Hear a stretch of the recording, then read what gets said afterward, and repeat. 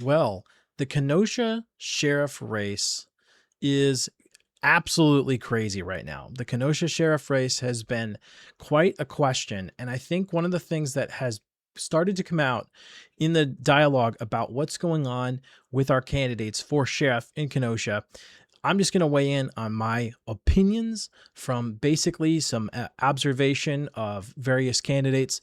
I am also going to bring in historical knowledge, being that I am a history educator, and I am also going to help us frame where we're at as conservatives and understanding our current state of conservatism. This is a state of the union for conservatism, unfortunately, in our particularly in our county here in Kenosha, but certainly atypical of what's going on far beyond this community. So let's get into it. So I have been observing our candidates here.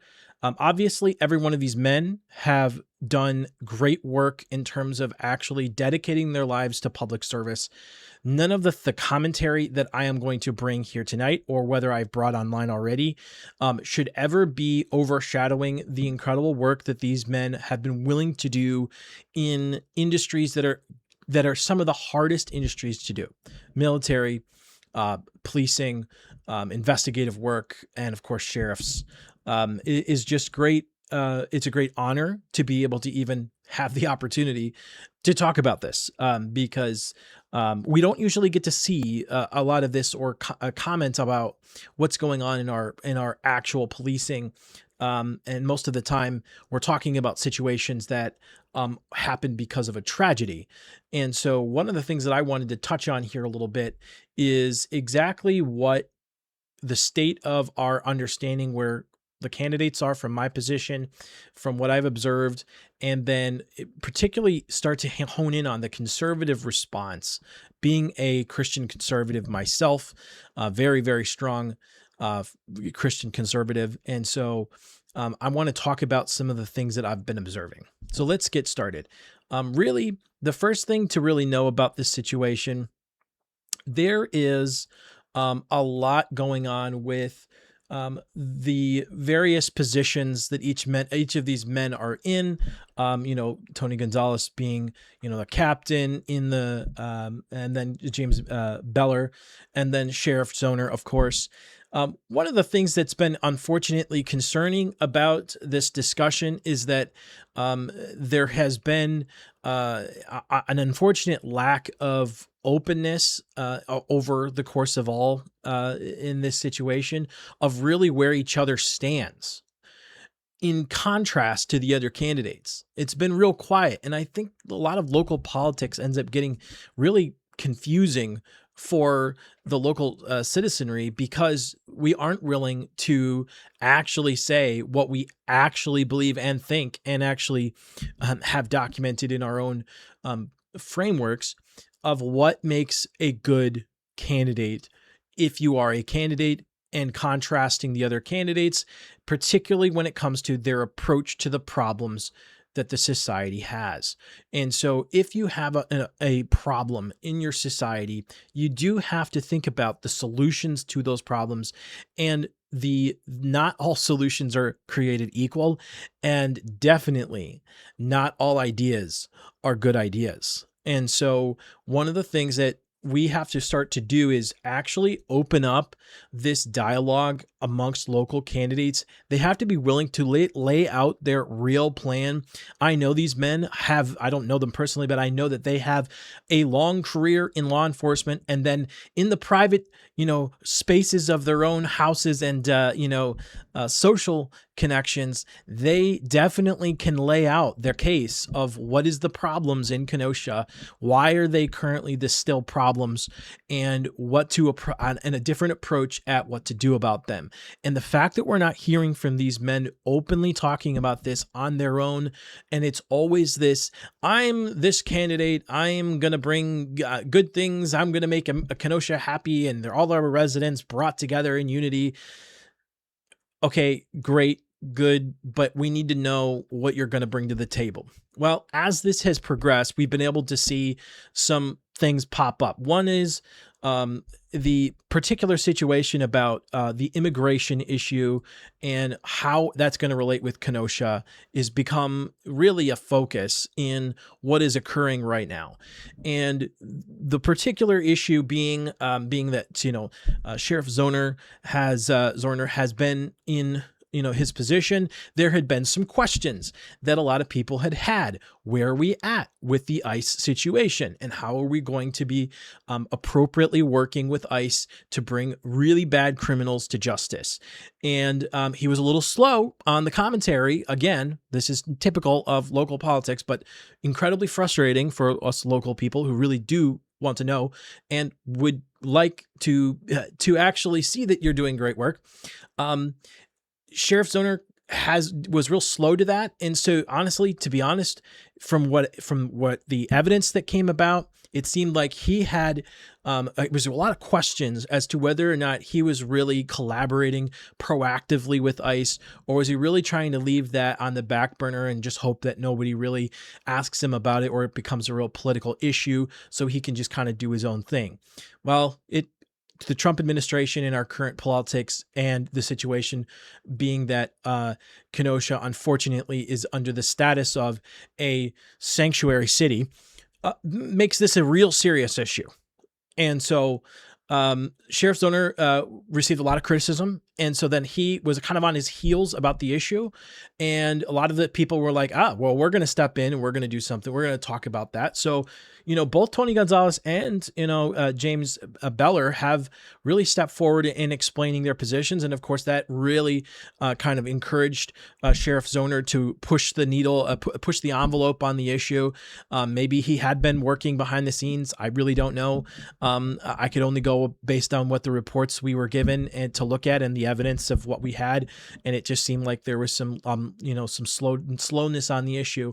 And so I was glad to see, however, that Sheriff Zoner did respond to our local concerns and, of course, our national interests in that regard, and was talking about how we were actually going to solve that in our local community, participate in this large problem and solution framework. And so I was pleased with a lot of the things I heard.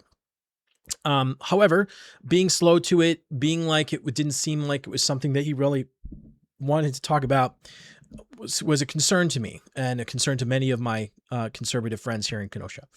I don't know much about him other than that. That was really my exposure to him. The only other thing that in terms of learning about him is he seems to be more definitely kind of wherever the wind blows is where he's going to blow. And so that as a citizen, it's not a man of conviction in the way it portrays.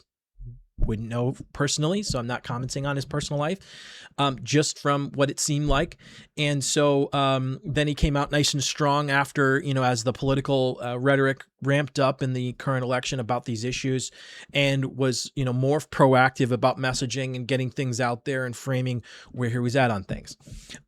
However, the commentary and criticism from some of the other news outlets have been spotlighting some real, what seems like, gaps in some of our plans for how we're dealing with local issues, particularly the Kenosha County Eye. Not many people. I'm just going to make this little aside. It does not matter what your thoughts are on the Kenosha County Eye. It is a serious mover and shaker in current terms of media, and lots of people view it. And as soon as lots of people view it, that becomes a credible source for information. And so as long as he's bringing receipts, it does not matter if you just don't like the person behind the scenes. They bring the receipts. They don't lie. If you don't like the way they do certain things or get caught up in certain seemingly personal spats, fine. We can have great commentary about that, but Kenosha County Eye is here to stay. He is a major player. Him and his team are major players in our community now, and they are going to be an important source of dialogue for our community to kickstart or reveal or kick up the stones that have kind of been sitting dormant and see what's under there in our community. And even if you don't like the way it's being done, it's a good thing that we need. And so I'm very thankful for what he's bringing to the table. If there are other people who don't like that, they can step up and be their own news source for community, or at least use a personal profile like this and start to do their own content. So that way they actually bring forth the news that they want to see and that they know, but that no one else is talking about. So great job to Kevin. And I just pray that he would be more judicious in the way he uses his platform. However, that being said, Sheriff Zoner did not like a lot of the criticism coming at him from Kenosha County I. Unfortunately, what that did for me is, for this forum, when he chose not to participate, that was a real good sign of two things to me. Number one, he thought he was going to have an easy sail to victory, and so he didn't need to spend time, which could only make things worse for his visual experience politically. And so he chose to bow out because he didn't want he felt the forum was not a neutral forum, even though they had agreed to do a neutral forum, and all the questions were going to be asked consistently, and he was going to get his actually equal fair shake. So he lost out on the number one visibility platform in the community. I believe that Kenosha County I is even way more powerful, at least online on social media, than Kenosha County News, or even, some of the other local universities in the area. So I do believe that there is it was a serious loss for him not to participate in that forum. It looked really bad for someone like me who was trying to hear real opportunities for candidates to go at it and actually talk about what the problems are. Again, not personal spats. Here's what the flaws in your plan. Here's what my plan is. Here's why this has to happen this way, in this order, with these people, et cetera, et cetera, et cetera. I wanted to hear a policy debate. I still didn't really get that fully, but at least it was a little more revealing for the other two candidates. I do appreciate that all three candidates are going to step it up on it comes to terms of the ICE issue. However, from kind of looking at what they're actually willing to enforce, they aren't willing to actually truly cooperate. They're willing to, allow them to operate. But what I would like to see is, because when you have, and this is where we're going to get into the weeds here, which is where the problems actually are in conservatism. We have to start to get into, okay, why should the police force and the sheriff's department be very hand in hand with ICE when it comes to this issue? And what are some of the hardcore tells of our cultural moment that are going to tell you that people are not leaning in the direction of what actually makes America great again? Well, we're going to get into that, and it's on this issue right here, on the issue of culture and its reference to our community values. And right now, the public consciousness about these issues has been totally shaped and twisted and marred from its original intent from our country's history on almost every plane that can be existing. And so when we come to criticize or to critique a moment like this on where these candidates are standing on this particular issue, this is going to be a very important understanding of when and how you should consider and weigh the evidences of the people here in our candidate forums, especially since Kenosha is a sanctuary city. I bet you didn't know that. That is a real serious situation that we need to, that is going to become the number one problem as things progress if we don't solve it right now. So Charles, thanks for commenting. You say Zoner's remaining quiet and not defending his efforts over time as sheriff, to include specifically, how that 287G was rolled out and how and why it's not at 100% in our one debate that ended up being more of a Q&A forum shows weakness in character and how he feels about his term as sheriff. A real leader is out in front, transparent, truthful, and owns their decisions and answers for their motives. Yeah, I'd agree with that, Charles. I really do think that there's some question there, some room for growth, I could say here, because I do want to criticize, but I don't want to. Again, I don't want to tarnish or unfairly evaluate these men who have done and sacrificed their lives and a lot, sometimes even situations with their social lives to do this great work. But we need to recognize that just because you do great work at the police force or at the sheriff's department doesn't mean politically that you can be suspended from scrutiny, especially when it comes to getting our votes. Secondly, we want to make sure that you are going to preserve and protect the values that the citizens hold dear, not just our laws.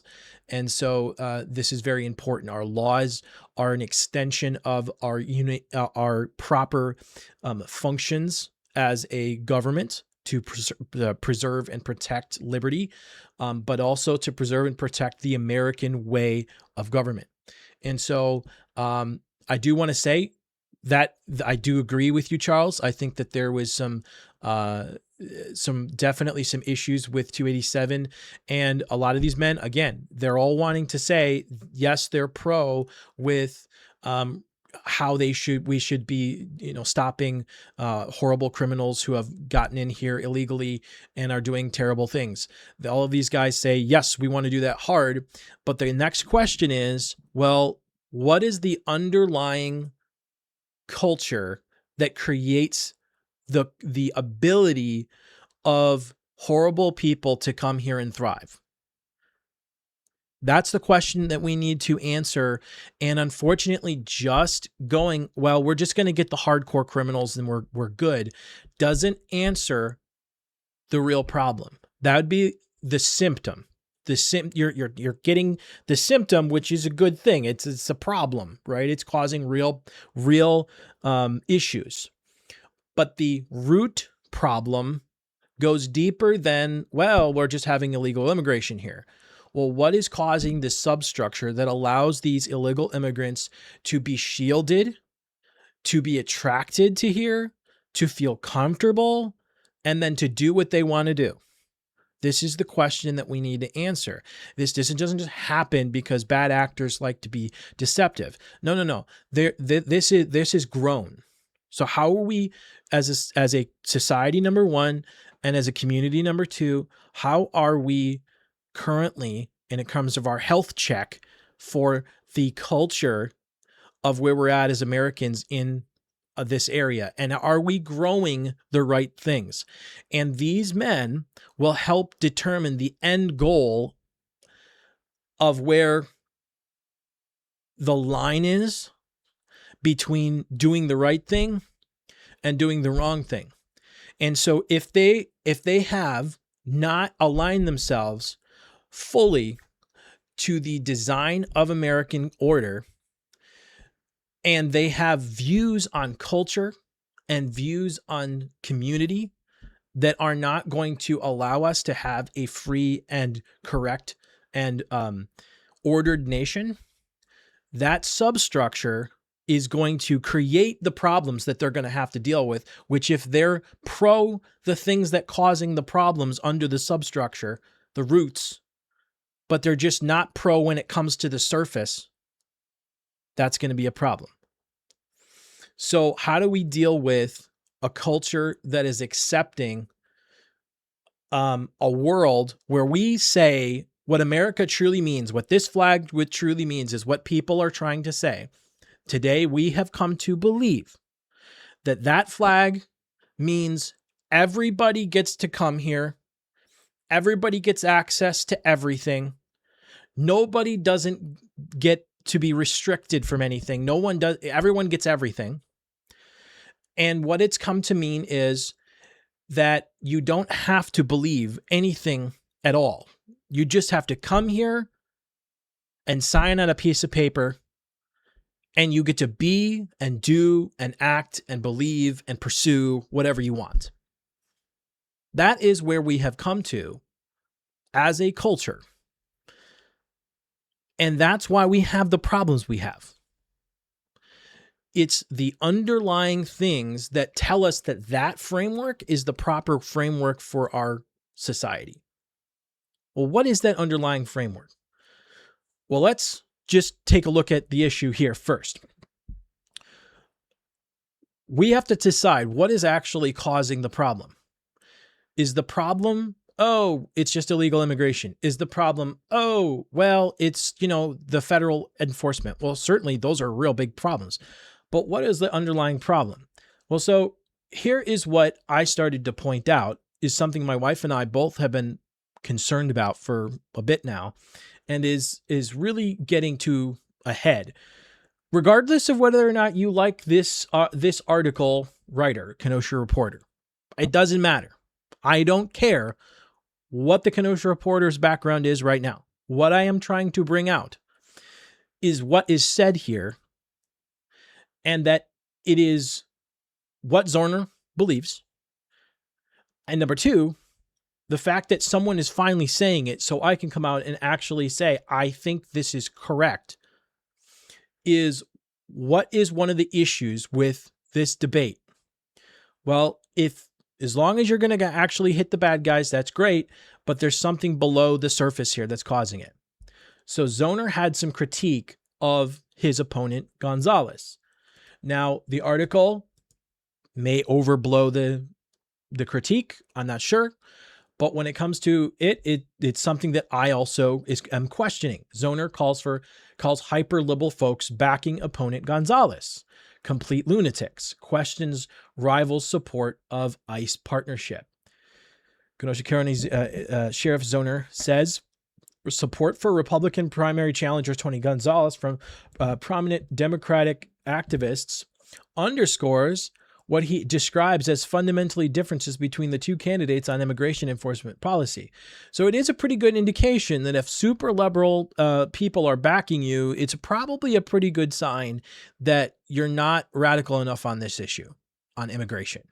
However, not just on just associations. We do need to get to the root. So Gonzalez was born in Guatemala. Okay. Became a U.S. citizen, served in the United States Navy, Kenosha County Sheriff's Office, Administrative Services, and he's third in command. So that's great. He came to America. He came legally. That's great. So the question is, though, are we actually pursuing American culture?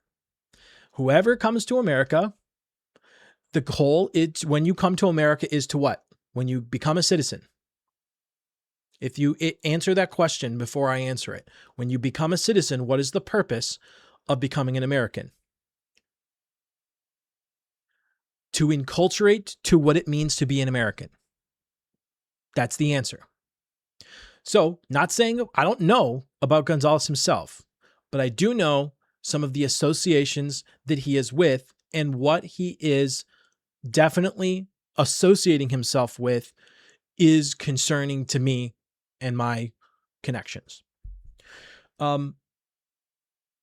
So he was describing potentially not only are liberals interested in this, but he is a little soft on federal 287 immigration reform.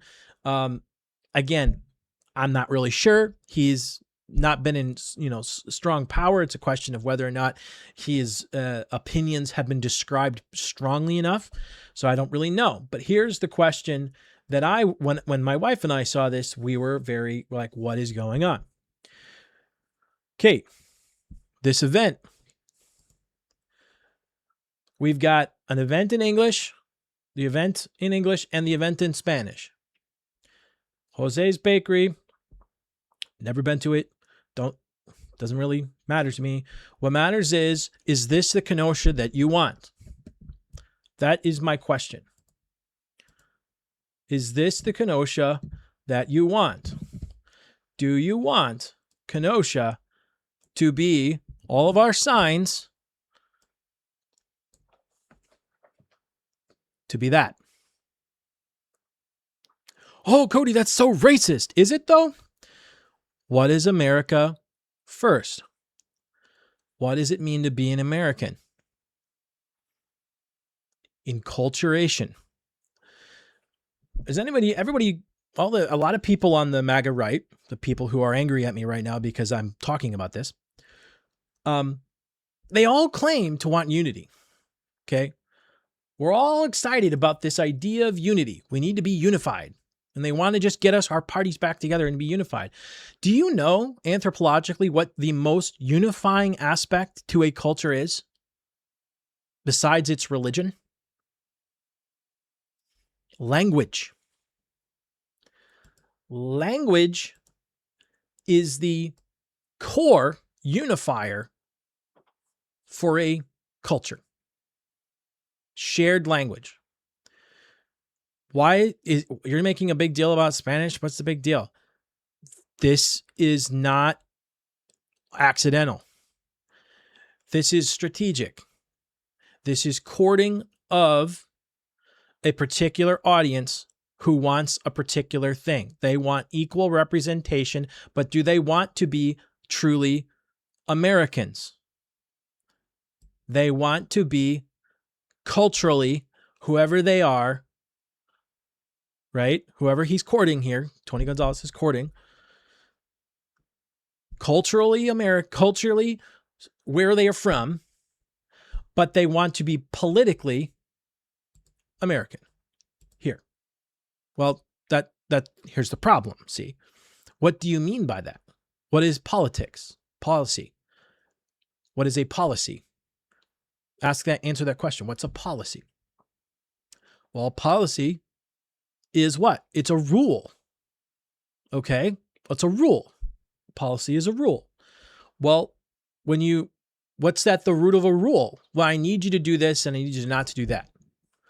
Well, what is that? Why do I need to do that? What's the why behind every rule? Or in other words, what's the why behind every policy? It's called an ethic. So the ethics of policy, the policy is ethics applied to your community, to law. That's what it is. It is ethics applied. So when we're talking about what makes a good political policy setter for police, that has to do with the system of ethics you're using. Where are the people who speak Spanish? They're from other countries. They are foreign. So we're talking about policy advocation for foreign interests who have come here and consider themselves Americans, but culturally they're not what? Enculturating. This should never have happened. This is the only one you should have seen. This right here. This is the only interaction you should have seen from Tony Gonzalez for this event in America. Not this. But you get to decide. Do you want this Kenosha or do you want this Kenosha? Because this Kenosha is probably not going to be with this candidate. I'm just saying. That's up to you. You get to decide. I'm using my free speech here.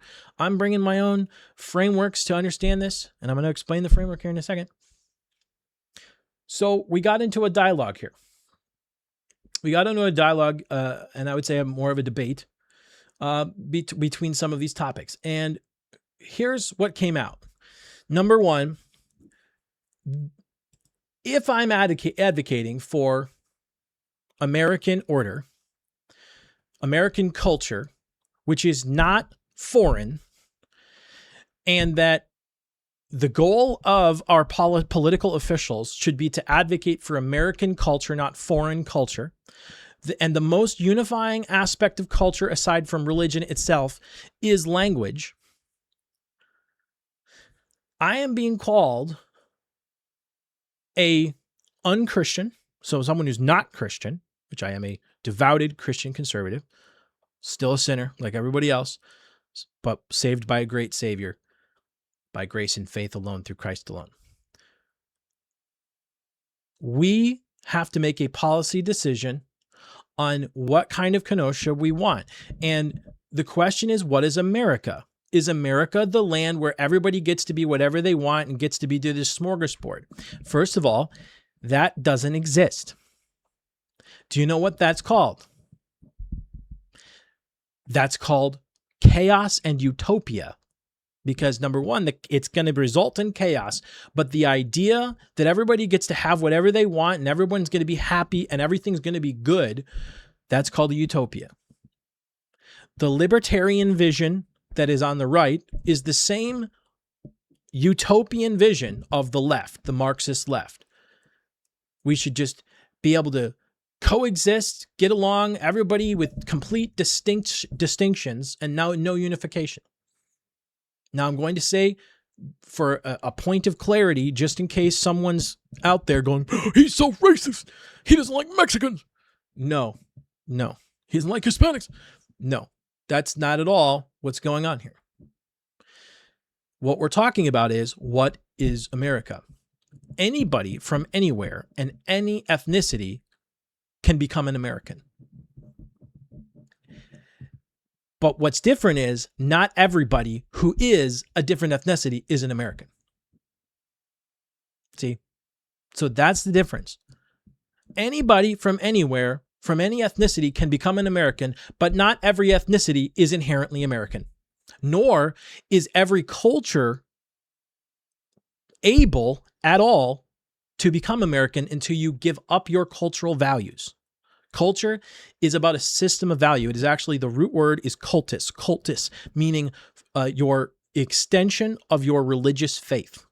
That's what a culture means. It is being culture exemplified, is religion exemplified. So culture is an expression of your fundamental ethics for society. That's what religion is. It is your fundamental ethics for society. A culture or cultus is religion applied. When you're talking about different cultures, you're talking about fundamentally different systems of ethics. And so what you're also talking about is just different ways of thinking. And when you're courting constituents that are not trying to become American, trying to learn what it means to be an American, and like I said, the fundamental thing of being an American is what? The language. And you are formally in policy positions using your platform to emphasize a world, our life in America that is distinct like this, that is trying to put on the same plane is Mexican culture, or you could say Latin culture, along with American culture, and that they're the same thing. No, they're not. So why have we gone off? Why has this happened? Why is this so prevalent? And why does it feel so like, ooh, I don't know. Is he right? Is he wrong? Ooh, I don't know. Yeah, that's because the Marxists have been teaching in our schools for the last 65 years and influencing all of our media and culture so that it sets the tone for how you're supposed to react to stuff. That's why this feels like, ooh, I don't know. Is he right? Is he wrong? Is he racist? No, because we've lost what it truly means to be an American. Anybody can be an American, but not everyone is American automatically. When you get your citizenship, you might be legally an American, but what does it mean to be an American? What does it mean to have American identity, which is not just a legal status? This is the same question with an extension of civil space than it is in the marital space. Can you have gay marriage? No, you can't, because it's not a marriage. It has to be between a man and a woman, because marriage is defined by who? It's defined by God. God does not accept marriages that are not between a man and a woman. So marriage cannot exist. It does not exist if it's not a man and a woman. That is the sanctity of marriage. That is a conservative platform. If that irks you, then you don't have on that point a conservative frame. And then you got to start asking the question of why. What has taught you the reverse ethics of whatever your ethics would be bothered by that. The same goes for this. What has taught us the ethics of we should have this society? Where does that come from? Well, I can tell you it doesn't come from America. But isn't that the new world? Everyone is supposed to come, your huddled masses yearning to be free. No, that's called the leftist revisionist framing that they have put on all of our political structures to teach you we're supposed to be all things to all people at all times. No, that is not what we are supposed to be as Americans. Well, how do we figure this out? Well, I've been trying to help people think through this. So here's the first thing. So Zoner was right. His objection is actually spot on. And we're not going to be voting for Gonzalez. You cannot have America if you constantly shift culture to non-American language and culture. With already massive countercultural revolution that's on the left, and the fact that Kenosha has become a sanctuary city, a sheriff who leans into foreign culture over American culture is very bad for Kenosha. Again, I'm not criticizing the actual execution of his duties. However, we should question whether or not his duties would be obstructed because he doesn't want a bad reputation in a certain community. We should ask that. And guess what? We need to ask that because they're asking for our votes. And this isn't just in a position of, rhetoric. This is the sheriff of our community. I don't know if you know what sheriff means, the ref of the shire. That's where it came from, the shire in England. Frameworks or understanding of what that is. A shire, reef, the ref of the community. Well, if he's going to be refereeing our community, but he's going to be intentionally cozying up to people who don't want to become American, that's a question that should be asked. And it's not racist to say this. It's not talking about his ethnicity to say this. It's not talking about the fact that I'm questioning his professional expertise or the fact that he's done good work on other areas. Nope, I'm not talking about that at all. I'm talking about it's appropriate for us to question if he has allied himself with members of our current community who aren't actually part of our community, meaning they aren't actually American. They've come here to gain the benefits of America. They may have status as Americans because they have legal status, but they have never enculturated and they have no intent to. That is what the breeding ground of the policies, the 287 policies, is trying to find. The breeding ground for the 287 policies for illegal immigration that ICE is bringing forward are people who have been brought in by a culture that is anti-American. How can you say that? My friends and family, they love America. What is America? And this is where we have to start getting into the definition. What is America? America is not just the land of whoever ends up becoming here and getting legal status, and you get to be whatever you want to be. That's not what America is. That's not what you can't conserve that because that was never a conservable principle in conservatism or in American history. It was a leftist agenda pushed forward at the turn of the century by socialists that became allied with the Marxists, and of course, completely a part of the leftist agenda. Multiculturalism is a left-derived societal objective. Cody, what are you saying? Are you racist because you don't like other culture, other people? No. No, that's multi-ethnic. That's different. Ethnic, different people. Anybody can be an American, but not everybody is an American.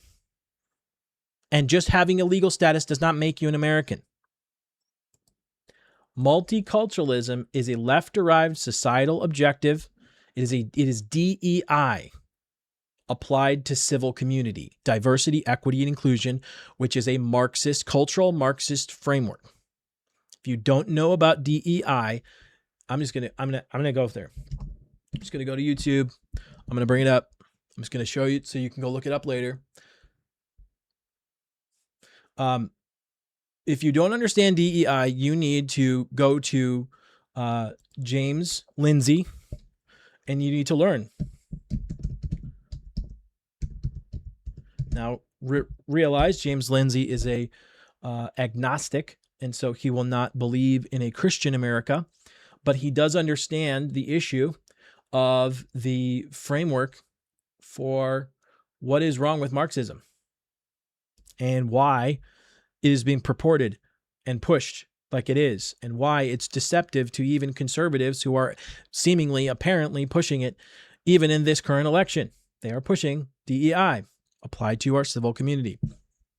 Okay, go to his playlists, and there's going to be a whole course for you on the Marxist roots of DEI. He literally walks through the academic literature at a ground level if you want a true education on DEI and its origins and how it's Marxists.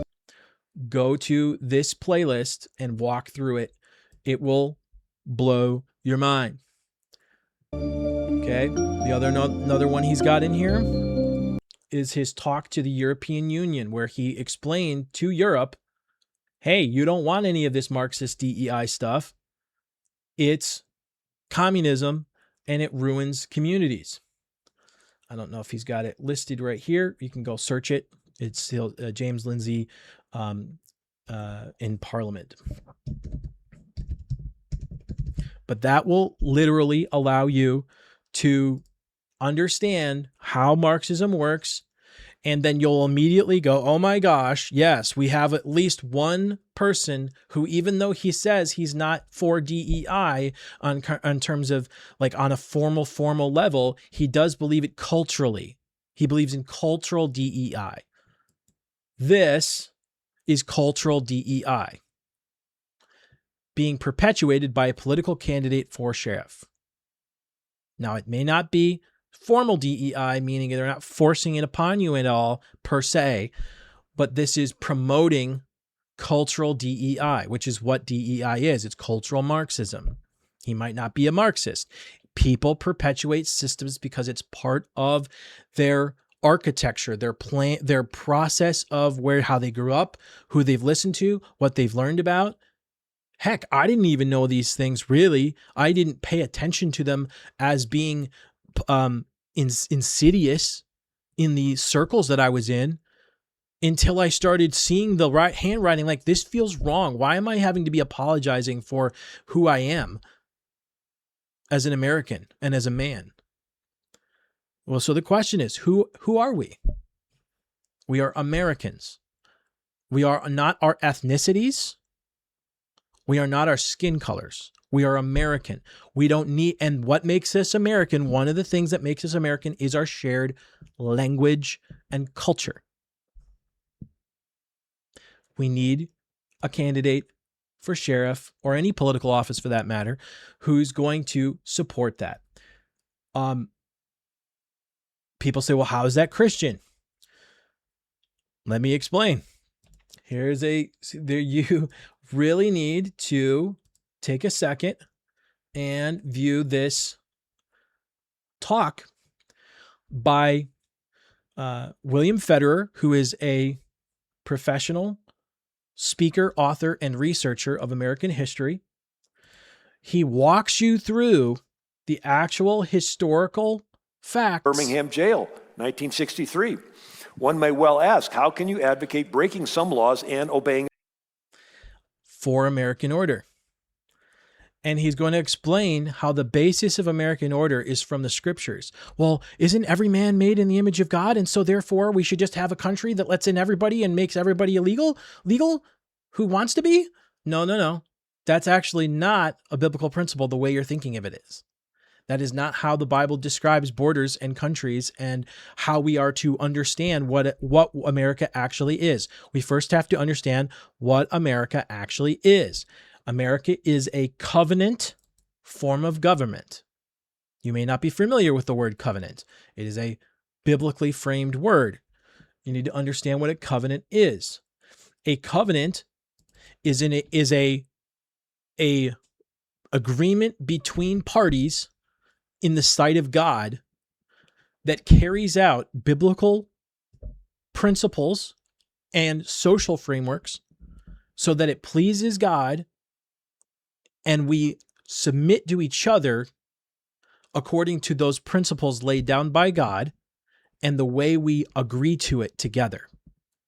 So it's like a church constitution. If you've ever had to sign a statement of faith in your church, what that does is it goes, here's what we believe the Bible teaches, and we are covenanting together.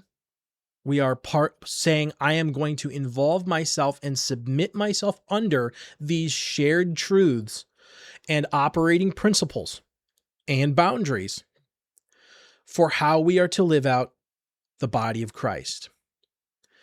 Would you be surprised that America was founded by our early church covenants who came here to America? He walks you through that the people on the Mayflower were all Christians, pastors. They were called covenanters. And he walks you through that the covenanters actually came to America and were recognizing that the way in which Europe held its political order was power by few, total power ruled by few kings. Separated power is actually how God originally designed our people to work. And you should really take a look at this. The Pilgrims were covenant congregational people. They believed in a covenant church structure. Everyone who was involved. Scotland, they called them conventicles. Each congregation was an independent without a bishop or king ruling them over the church. This is how God designed our society to work, which is what's the whole point of the Protestant Reformation. Here's the Mayflower Compact, which I don't know how many of you actually have ever read since you were a child, maybe not since you've been a child. We, in the presence of God, covenant ourselves together. This is the first political document of our nation, the Mayflower Compact. We, in the presence of God, covenant ourselves together into a civil body politic to enact just and equal laws as we shall be thought most meet, unto which we promise all due submission. See, they are submitting themselves under God's laws, and then people make laws based on God's laws. That's how we know it's a just law. It has to be based on the principles of God's law. If it contradicts the principles of God's law, it's not a just law. And therefore, it does not carry with it divine weight, meaning it does not have to be obeyed for you to obey God. It has to be consistent with God's law for you to obey a law. He does not command you to obey something that goes against God's commands himself. So a just and equal law shall be thought of as most meet, unto which we promise all due submission. We submit to the body covenant, and the covenant together, and the body of laws. Our Constitution is a you could call it a secular, but is a uniting of multiple first colonies covenants into one covenant for the 13 states into a single nation. And because they all had different frameworks, they wanted the local covenants to stay in place. That's why our Constitution doesn't make a requirement to consider our Constitution a covenant. Their local covenant is always first. Local government is always first in the way America is designed to work. Self-government. Not some guy somewhere in Washington or somewhere in Madison. Self-government. Local government is how we are designed to operate. And then we were building on that in the concept of federalism, where we have a higher group of people who are coordinating governance across a larger area, of course, across the entire nation. And so federalism is the sequencing up into larger groups of people, but that fundamentally the way we order ourselves is local first. And so these covenants were how our covenants were designed. Why can someone not come here illegally or come here and not enculturate? Why is that a problem? This is the answer. Our Constitution and what you are doing is not just a document to sign that makes you a citizen. You are participating in a covenant with God and with our American people and to our Constitution and body of laws. And that undergirding that is the culture that forms those formal policies. And so the culture of our local regions are who is supposed to get new people into their space and one at a time help them. When you overrun an area with foreign people and the local people teach them that they get to do whatever they want. They don't have to enculturate. They don't have to learn the language. They don't have to really participate. They can do whatever they want. When a local community teaches or expects or believes foreigners who enter the United States as citizens to not enculturate, that right there is breaking the covenant, because they're not coming here to become American. They're coming here to stay whoever they want to be and get all the benefits of being an American. And then politicians court their vote because they have a vote. But what that ends up doing is producing a citizenry that does not reflect American ideals, who are teaching our politicians what they should do for our communities. Let me ask you a question, friends. This is going to be an important question. If there are enough people here who aren't enculturated enough so they do not speak the language and they don't want to, and they're openly against that, they're openly promoting the other language, when they go and talk to a politician, how are they going to think? Are they going to think like Americans, or are they going to think like the way they grew up in their homeland, in Guatemala, in wherever they're at? They're going to not know what it actually means to be an American automatically because they were given a piece of paper, or because they had television, or because they went through our public schools. I can tell you one thing, having taught in the public schools, these public schools don't teach jack. And when I start actually laying out the foundation of America, I actually bring this up, by the way, when I was teaching in the public schools, I walked through the actual Mayflower Compact. You should see the eyes of the kids, saucers. They have never heard this before. They had already gone through this twice. Once with their, when they were younger in 8th grade. It's when you learn this early stuff. And then again, when you learn government when you're older in high school. They never hear this. Why is that? That's deliberate. They don't want you to know that everybody here is supposed to join a covenant under God, and that's what flows from it. And part of that is the shared language, that is a fundamental. So when we're coming to a political office, this is not about race. This is not about whether or not I'm questioning the integrity of their policing or sheriffing, their law enforcement applications. But it is a question when it comes to what is he promoting for our community? What is he advocating for? And what is he ultimately going to represent? He's going to represent people who don't want to enculturate, in addition to the people who are here, who are truly American like me. Anybody from any ethnicity, I'm going to say it again, anybody from any ethnicity can be a true American. Just in case you've been thinking, oh, Cody, don't believe in other different ethnic people, and that's so unchristian. Nope, not saying that. Anybody from any country can become an American when you what? What does it take to become an American? Oh, yes. You, in the presence of God, covenant yourself together into a civil body politic to enact equal and just laws that shall be thought of most meet, unto which shall be promised all due submission.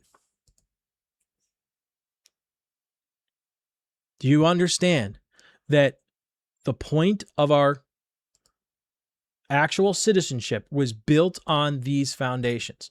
Here's the Fundamental Orders of Connecticut, which became the Constitution of Connecticut for the first time. It's the first written constitution in history.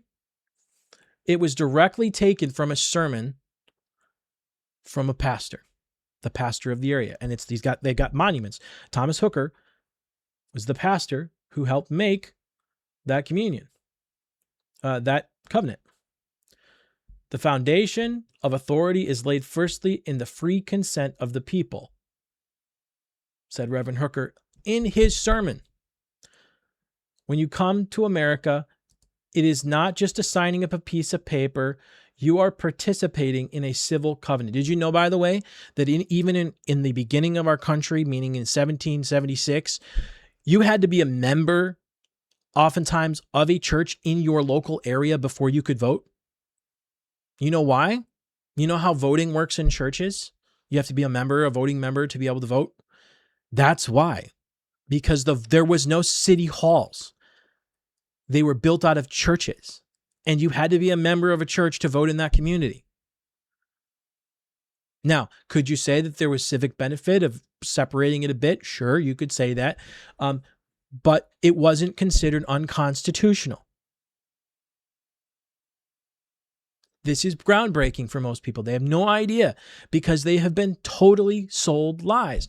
Well, how are you going to have a civil covenant with shared culture, shared people, shared covenant when you don't share anything?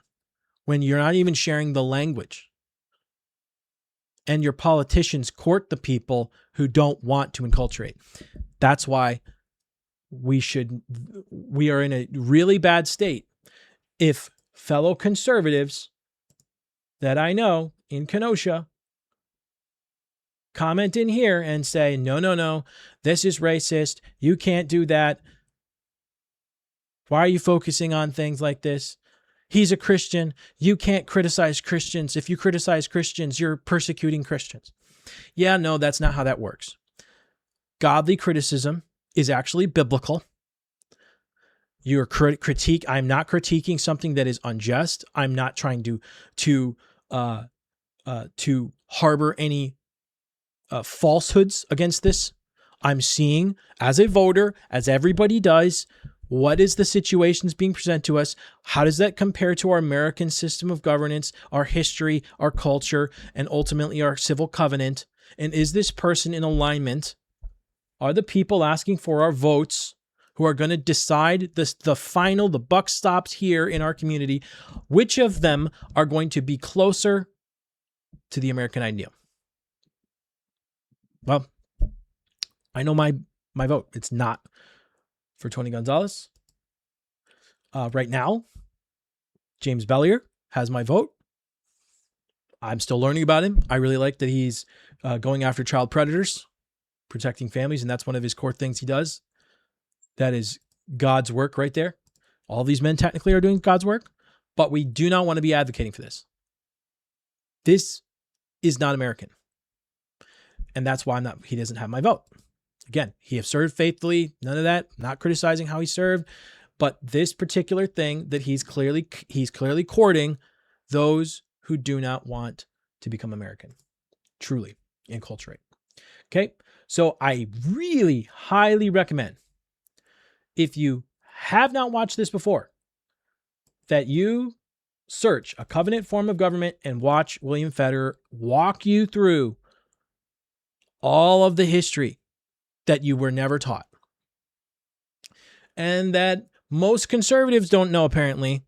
And that's why we're getting this kind of stuff. And that's why even well-meaning conservatives that I know, godly men and women of God, do not understand this, because the culture around us has taught you America has nothing to do with Christianity. It was really they were all deists. They didn't really care. America wasn't supposed to be a Christian anyway. There was no God in the Constitution. They didn't want God in the Constitution. And really, it's all. We're never going to get back to the people we were before anyway. So it's not worth trying to save us anyway. A lot of well-meaning people that I know godly people. That's their framework. But the history goes against that. That is not true. This video will walk you through the history. It is, and you need to watch James Lindsay's Woke Culture War Against Europe about that. So I will link to those as well. Matter of fact, let's just do that right now. Let's start with Lindsay here. And I'll just drop this in the chat. I'll probably have to drop it on the other chat because this is in the live stream chat. And you need seriously to take an hour. This is an hour for this in particular. This one really you need to watch because it's foundational to everything that nobody gets anymore. Okay? You can be any group of people can become an American, but just signing on the piece of paper does not make you an American.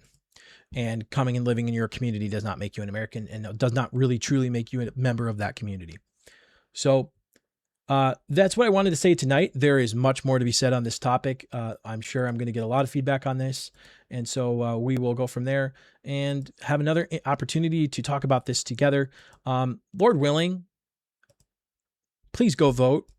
Even if you don't like all the candidates that you're being offered right now, or if you just really don't know, just go vote. I'd encourage you to make wise decisions. Again, if Tony Gonzalez was the candidate, obviously he would be much better than a pure Democrat, because a pure Democrat is trying with all of their might to destroy the basic framework of American cultural order. And so if Tony Gonzalez wins, I will at least applaud that someone who's going to take law and order to bad guys and to the streets of our community here are going to at least do that. But again, if I had to pick, I don't want someone who doesn't want really to emphasize the people who are supposed to be here and reinforce that in the cultural expectations that we need to reinforce.